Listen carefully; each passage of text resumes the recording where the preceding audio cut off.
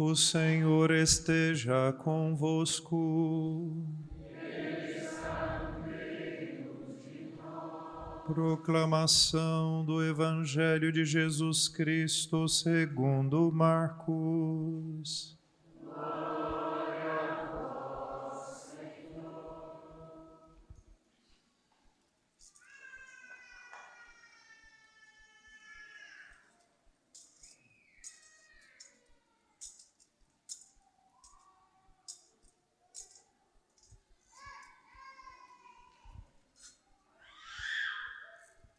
Naquele dia, ao cair da tarde, Jesus disse a seus discípulos: Vamos para outra margem. Eles despediram a multidão e levaram Jesus consigo, assim como estava na barca. Havia ainda outras barcas com ele. Começou a soprar uma ventania muito forte e as ondas se lançavam dentro da barca, de modo que a barca já começava a se encher. Jesus estava na parte de trás, dormindo sobre um travesseiro. Os discípulos o acordaram e disseram: Mestre, estamos perecendo e tu não te importas. Ele se levantou e ordenou ao vento e ao mar: Silêncio, cala-te. O vento cessou e houve uma grande calmaria. Então Jesus perguntou aos discípulos: Por que sois tão medrosos? Ainda não tendes fé? Eles sentiram um grande medo e diziam uns aos outros: Quem é este a quem até o vento e o mar obedecem?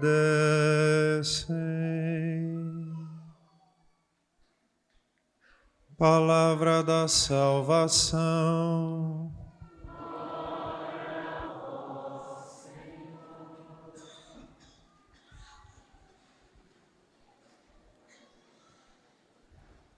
Meus queridos irmãos, eventualmente eu uso esse recurso porque pode ajudar mais, então todo mundo pegando o celular aí, fazendo favor, abram lá no Instagram da paróquia, quem não trouxe senta perto, então peguem aí o celular. Parabéns para quem não trouxe. Hoje foi meio fraco, mas parabéns quem não trouxe. Melhor não trazer. No Instagram da paróquia. Abram o celular no Instagram da paróquia. Felipe, ajuda minha mãe aí, viu? Abram no Instagram da paróquia. Lá no link da bio do Instagram, tem um linkzinho lá. Vocês vão abrir. E lá tem uma fotozinha, está escrito Jesus na tempestade. Cliquem nela, para vocês pegarem a imagem. Fui tão bonzinho para vocês que já separei até a imagem dessa vez. Não precisa nem procurar lá no Google, né? Então abram lá, fazendo favor. Abram o Instagram da paróquia. Não demorar demais para a nossa homilia. O pessoal que vai nos acompanhar de casa também pode abrir no Instagram da paróquia. E abram lá, cliquem na imagem Jesus na tempestade. Deixem ela pronta aí, fazendo favor. Que daqui a pouco eu vou voltar nessa imagem, tá bom? Instagram da paróquia, lá no link da bio, lá vocês vão encontrar a imagem de Jesus na tempestade. Está escrito mais ou menos assim a foto, né? Deixem ela pronta aí, se puderem se ajudar depois aí. Então agora voltem aqui para mim, quem for abrindo ainda, para eu continuar, né? Eu tenho, como disse, privilegiado as meditações do Evangelho de Marcos. Na verdade, eu vou variando, mas quase sempre aos domingos eu faço a meditação sobre o Evangelho. Se a gente toma, na semana passada eu disse que o Evangelho de Marcos começa com o início da pregação de Jesus, depois a multidão que começa a segui-lo, pois Jesus escolhe os 12 apóstolos e começa a ensiná-los através de parábolas, né? Então Jesus vai contando uma série de parábolas. E no confronto dessas parábolas, ou melhor dizendo, né, no diálogo entre Jesus e os seus interlocutores através daquela parábola, vai, podemos dizer assim, emergindo quem é a pessoa, como está a fé daquelas pessoas, né? Como é que elas estão entendendo a fé. Por isso Jesus, na semana passada, com as parábolas, né, está ajudando eles a terem fé profundamente no reino de Deus. A partir deste momento vão acontecer uma série de fatos, quase sempre miraculosos, em que está se tentando responder agora quem é a pessoa de Jesus Cristo, né? Quem é este em quem as pessoas devem ter fé. Por isso que o texto do Evangelho hoje termina com esta pergunta: mas quem é este que até o mar obedece, né? Ou seja, a pergunta agora que São Marcos, com todos aqueles fatos da vida de Jesus, quer responder é quem é Jesus, né? E o primeiro dos fatos é este da tempestade acalmada, né? Então Jesus, como aconteceu várias vezes, ele estava em torno do lago de Genezaré, e o lago para eles, para facilitar, era uma espécie de hidrovia, né? Eles usavam o mar para andar de um lado do outro, sobretudo para alcançar aquelas cidades que estavam à beira do mar, às vezes à beira literalmente, um pouquinho mais afastada. Se um dia vocês quiserem, tomem a Bíblia, normalmente as nossas Bíblias têm, ou no início ou no fim, o mapa da região de Jesus, né? Então dá para a gente ver lá onde está Cafarnaum, onde estava Nazaré, onde estava Betsaida, todas aquelas cidades que foram importantes porque são as cidades que estavam em torno daquele lago e de onde vinha Jesus. Então, para alcançar as cidades mais facilmente, Jesus usava o lago como hidrovia. Então, ele ia passando de uma margem para outra. E hoje, o texto diz que, caindo à tarde, Jesus diz, vamos para uma outra margem, né? Aqui é muito interessante porque Jesus sabe escolher muito bem os momentos. Por que ele, por exemplo, por que não foi no meio-dia, que estaria tudo claro, né? Então, Jesus escolhe ir quando está caindo à tarde. Quem aqui é motorista sabe que este é o pior horário para dirigir, porque não está claro, porque não tem um sol, né, brilhante, mas também não está escuro e o farol não funciona, né? Então isso para nós já é bastante difícil. Imagina navegar nestas condições, né? Então Cristo escolhe muito bem os momentos para que aquilo possa servir de possibilidade de ensinar aos seus apóstolos alguma coisa. Então, Jesus começa a atravessar a margem. A travessia do mar também, isso é muito interessante, lembra a passagem do Mar Vermelho, né? Então, indica de algum modo algum elemento de salvação. E o mar, ou a água, no texto bíblico, mas isso é uma simbologia muito anterior ao próprio texto bíblico, é sinal de morte e ressurreição, né? As pessoas morrem afogadas, mas também passando pelas águas é como se elas estivessem sendo purificadas e por isso adquirindo uma nova vida. Por isso, quando o povo de Israel sai do Egito e vai para a terra prometida, eles passam pelo Mar Vermelho.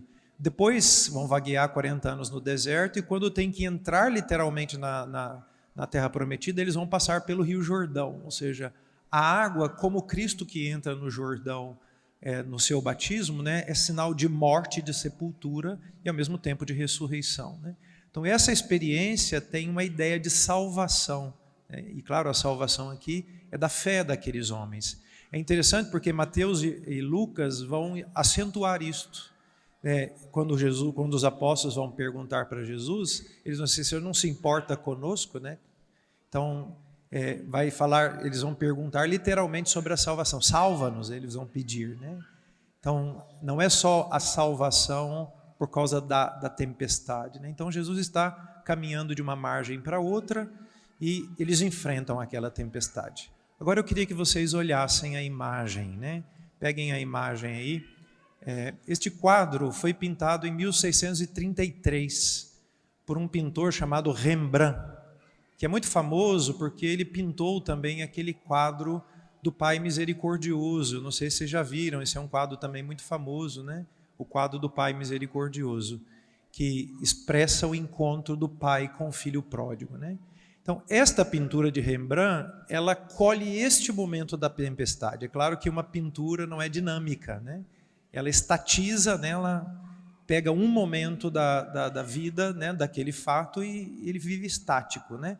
Mas graças a Deus nós sabemos qual é, vamos dizer assim, o desenrolar do fato, do evento aqui, né? É muito interessante, tentem olhar para a imagem, se quiserem dando zoom, né? Então a gente vê que a imagem é uma barca na procela, ou seja, na tempestade. E como diz o texto bíblico, né, as ondas estão já afundando, tentando afundar a barca, já estão entrando na barca, né? Muito bonito como o texto, a pintura, melhor dizendo, ela é muito detalhista, né? A gente vê que de fato as ondas estão entrando na barca e ela ameaça tombar, né? Aqui uns detalhes muito interessantes. O mastro está em forma de cruz, porque nos lembra justamente Cristo que nos salva das águas da morte através da sua paixão, morte e ressurreição, né? E tem dentro dessa barca 12 pessoas, né? 13 com Jesus. Então, na polpa, que seria a parte de trás do barco, está Jesus deitado, como diz o Evangelho, né? Em cima do travesseiro, e em volta dele há um halo, né? Ou seja, há uma espécie de coroazinha que indica a sua santidade. Muito discreta, a gente pode dizer, mas é a parte mais escura. Se a gente olhar, a pintura tem uma parte mais clara do lado esquerdo, né? E tem do lado direito a parte mais escura, onde está Jesus com esses homens, né? E naquela parte ali, tem um homem que inclusive está assim, passando mal, que se debruça assim, sobre o barco, né, para esvaziar o seu estômago, né? Então está passando mal, porque claro, a barca está balançando, né? Jesus está dormindo e este é o momento em que os apóstolos vão acordá-lo, né? Eu não sei se vocês conseguem individualizar, tem uma pessoa de verde, né, que ele diferencia-se dos demais por causa da cor da roupa, né? Isto é o autorretrato do Rembrandt, né? Ele pintou-se dentro daquela cena. E se a gente olha, ele está olhando para nós, né? Para quem está olhando para o quadro, né? Então ele não está envolto na cena, ele está segurado numa corda, mas ele está olhando para nós, para quem está contemplando o quadro. E do lado esquerdo tem os outros apóstolos que estão tentando segurar a corda e o mastro, ou seja, tentando conter a situação.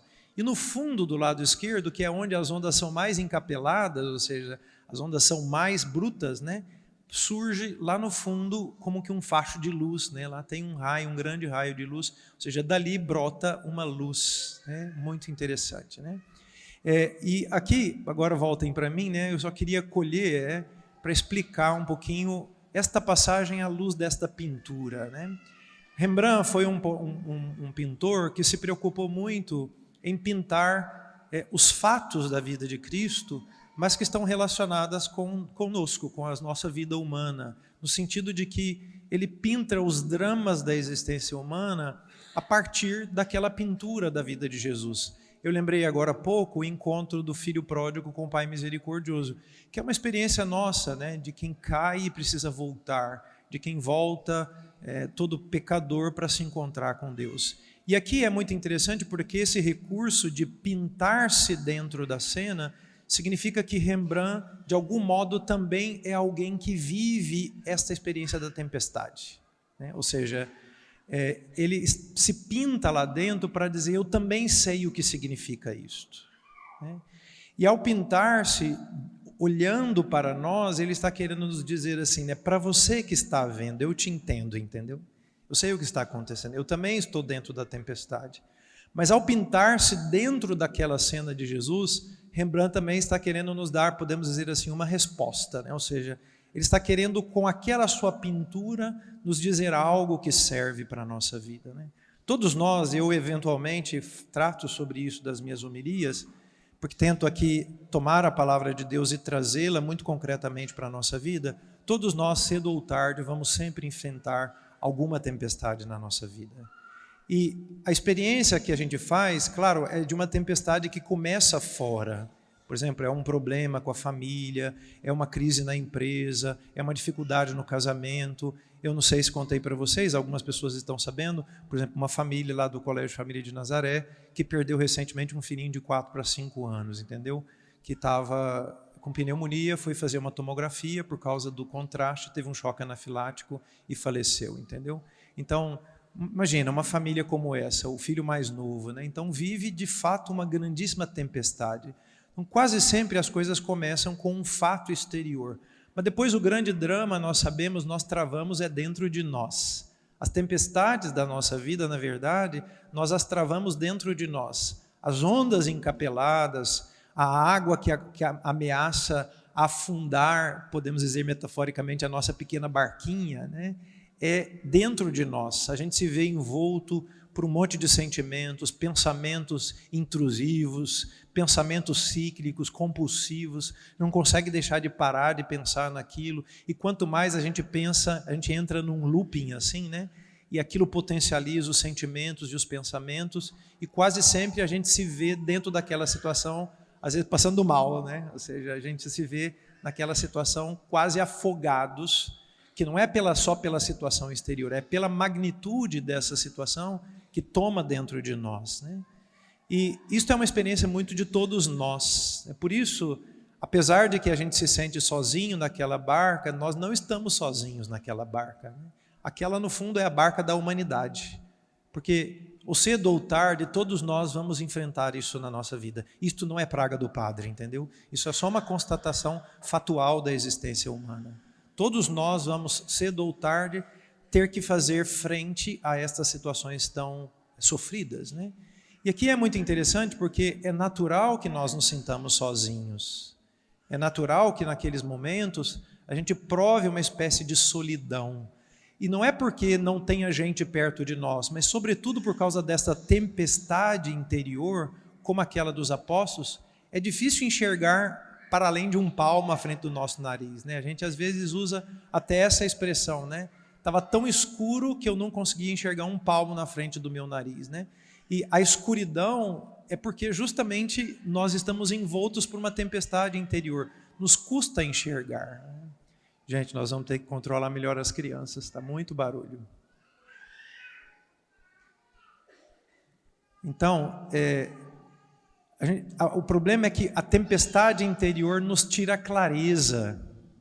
A gente não consegue enxergar, porque os sentimentos, eles tampam a nossa visão. A gente até usa essa expressão, fiquei cego de raiva, né?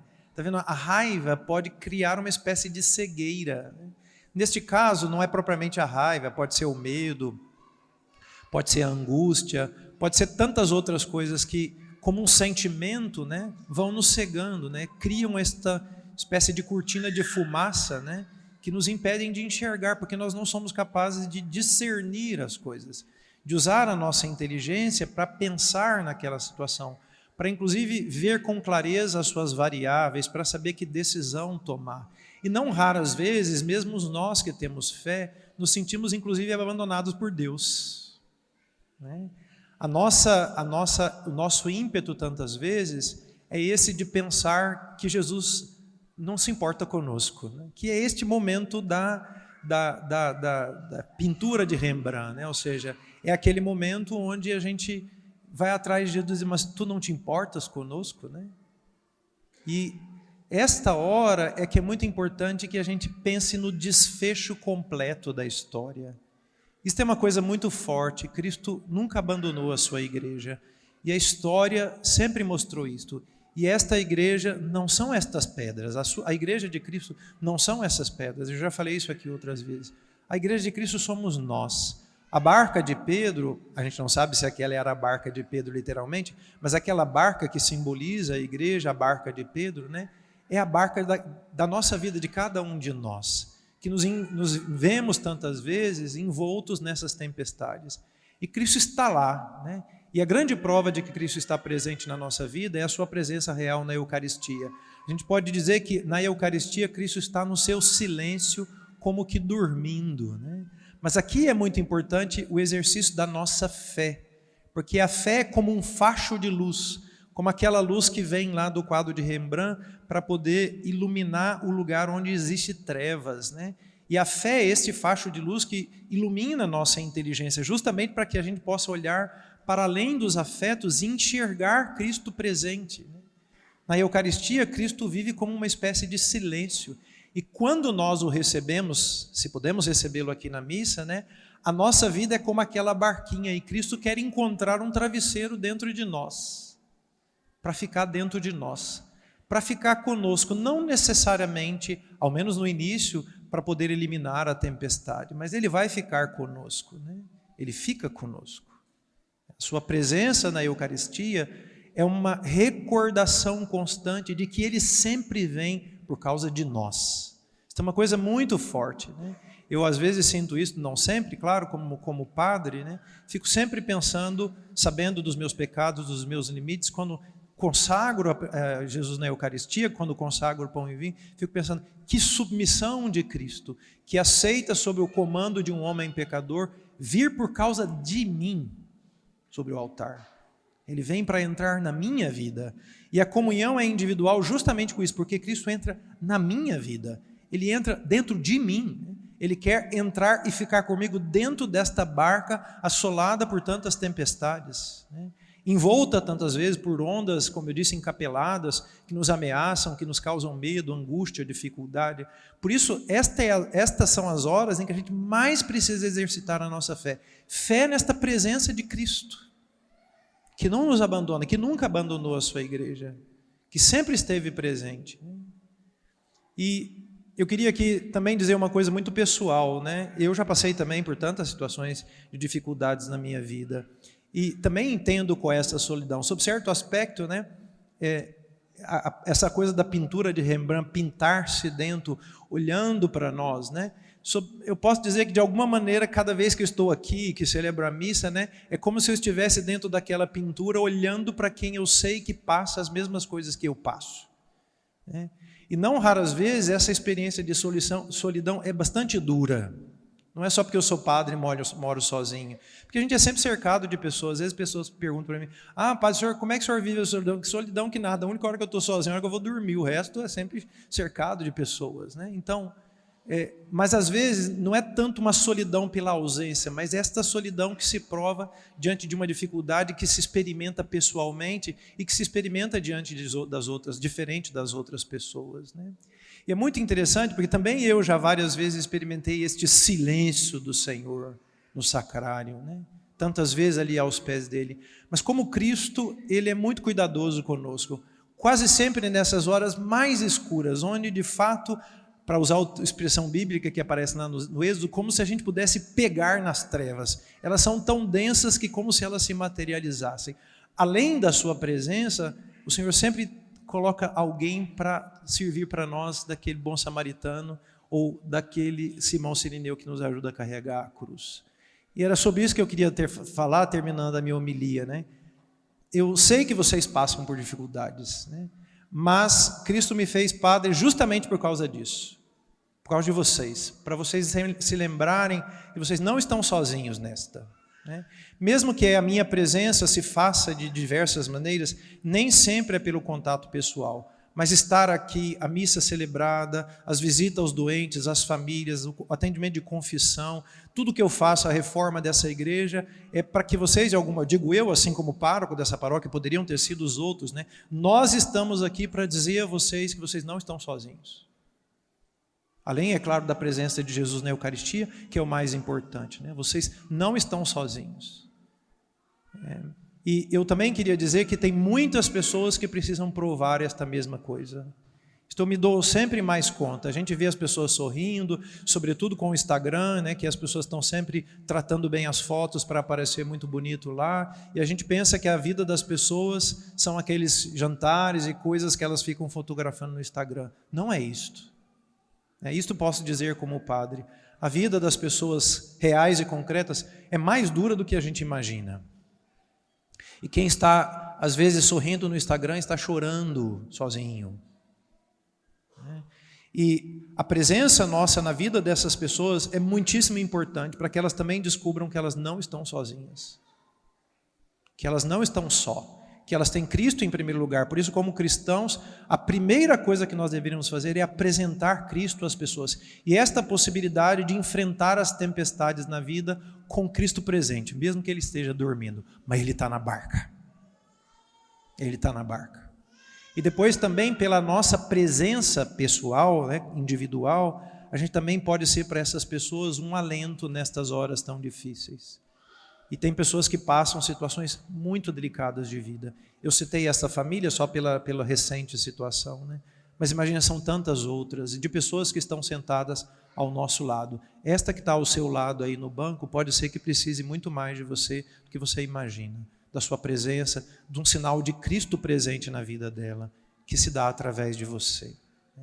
Por isso, em maior ou menor grau, todos nós devemos ocupar aquela posição de Rembrandt naquela foto. Mas, sobretudo, né, para não deixar nunca de ver que da onde estão vindo as ondas mais encapeladas, de lá também vem o maior facho de luz.